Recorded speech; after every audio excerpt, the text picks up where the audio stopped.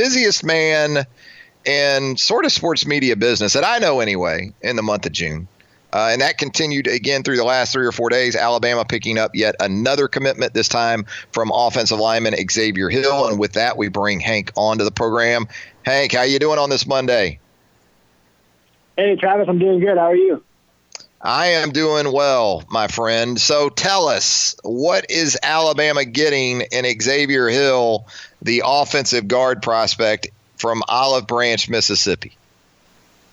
Yeah, just another one of these Mauler type interior linemen that they seem to have been coveting in this 2020 class. You got 3 guys on board right now, with Xavier Hill committing yesterday, joining Seth McLaughlin and Damian George. But we've seen them target more interior type guys, and that's exactly what Xavier Hill is out of Olive Branch, Mississippi. He's an interior run blocker. He's not rated as highly as some other guys. I think he's a little underrated, and I think we'll see him perform more, going forward into a senior year. He's kind of had a little bit of a shoulder injury that's held him back from the camp circuit as far as, getting noticed more and getting a higher ranking. But this is a guy that, you look at his offer sheet, he was choosing between Alabama, LSU, Tennessee, Texas A&M, all the Mississippi schools. And so, he was a very coveted lineman coming out of Olive Branch High School, rated the number 27 guard in the country, 469 overall player. But this was a guy Bama's targeted since February as a priority guy on their offensive line, and they got it done this weekend on his official visit. So I know Alabama is thrilled with getting him, and it'll be interesting to see where they go from here as far as offensive line recruiting goes. With 3 guys on board, are they done? They got the addition of Landon Dickerson last weekend. That's pretty much an additional offensive lineman in the 2019 class with 2 years of eligibility left. So as far as need goes, they've kind of addressed that position already in 2020. Never a bad thing either, right? When you can go into Mississippi and get a quality player, because on the surface it would appear to be something that wouldn't be all that difficult to do, but maybe Mississippi, even more so than neighboring Georgia, been a tougher state to go in and really get the best of the best out of. Yeah, absolutely. And, we saw Alabama have a lot of success there last cycle. Mississippi in the 2019 cycle is probably one of the strongest group of kids that state's put out in recent memory. If you think about all the guys that were in that class, you got Nakobe Dean, who ended up going to Georgia. You got Nathan Pickering, who chose Mississippi State. But then you see Bama go in there and get a guy like Brandon Turnage out of Oxford, the 4-star defensive back, and then, of course, Byron Young out of Laurel, Mississippi, a big-time 4-star defensive tackle, both of which guys were top Mississippi State and top Ole Miss targets. So, Bama's had success there dating back the last few cycles, and to get a guy like Xavier Hill that was such a coveted target for the 2 in-state schools, it doesn't look like they're slowing down. And I think you can credit that a lot to, obviously, Kyle Flood, who's impressed his offensive lineman they've gotten, but also Brian Baker coming over from Mississippi State and having those ties to that area. So, Hank, what exactly were the points of emphasis from this last weekend? Champions Cookout, official visitors? Was there still some camp action going on? Kind of lay the groundwork for what this previous weekend entailed from those standpoints. Yeah, it was kind of a perfect storm of all sorts of recruiting events. You had official visitors on campus in Kendall Milton, the 5-star running back from California, and then of course Xavier Hill from Mississippi, and then you had the camp on Saturday with all the new offers going out and guys working out for the staff for the last weekend of before the dead period. And then you had the Champions Cookout, of course, which is kind of the marquee recruiting event of the summer for Alabama. Wasn't as big of an event this year as far as top targets coming in. They had a handful of guys that they really liked, but it was more about there was just more commitment on campus than maybe what we saw last year as far as targets go. And so it was a really busy weekend. I got an update coming from Kendall Milton's dad on their visit here on BamaOnline.com shortly. I think Bama is very firmly in the mix there for the 5-star running back from California. All sorts of offers went out. We saw a lot of 2022 quarterbacks get offers after working out in camp on Saturday, and a bunch of 2021 guys as well. And so, there's just a lot of buzz coming out of the weekend, a lot of favorable buzz for Alabama. get a commitment from Xavier Hill and then in good position for some others as well. As far as the running back position goes for the 2020 class, and you mentioned Kendall Milton on his official visit over the weekend, in terms of numbers, is Alabama taking one more running back? If it's Milton and maybe Zach Evans, is it there potential for two? What do you realistically see as the remaining numbers there at that position? I think I would estimate one. There's always situations, and we've talked about it before, where you take guys just because they're the best players available, even if you've already addressed that need. We've seen that happen in the past with Alabama, taking additional guys beyond already hitting their target numbers at spots. But, I think my best estimate would be one more running back, assuming Wardell Williams sticks in the class, which I anticipate him to do, the current running back commit. And I think, right now it's Zach Evans or Kendall Milton at this point. We saw more running backs on campus this weekend in the 2020 class. A guy we've mentioned a little bit here and there, but not a lot. In Oklahoma commit Jace McClellan out of Aledo, Texas. He's another 5-star running back that took an unofficial visit to Tuscaloosa and was on campus Saturday. So there's still a bunch of guys that are being looked at beyond just these 5-star running backs we've talked about. Even a guy like Isaiah Jacobs, he's on the radar. He's Josh Jacobs' little brother in Oklahoma. There's a guy like Kyle Edwards in outside of New Orleans that backed up John Emery last year that they ended up going to LSU. So he's a guy on the radar. So I think there's still a lot to be decided at the running back position. Right now, I think the best bet, if you're looking at Alabama finishing out that class, is either Zach Evans or Kendall Milton.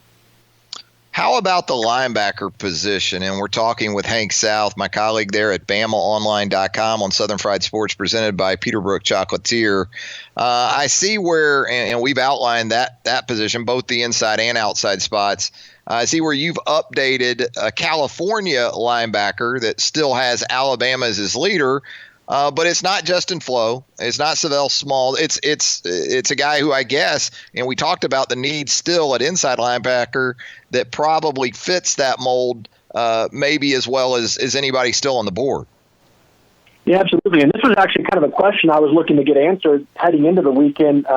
Jordan Banks, a 6'1", 230-pound linebacker from Harbor City, California, he's been to Alabama before. He actually visited last summer for the Champions Cookout in July, named Alabama as leader. He's been kind of just maintaining that throughout. And I thought it was going to be interesting to see what happens with him because I knew the interest was still there, but obviously Alabama looks like they were really filling up at the linebacker spot, the last few weeks.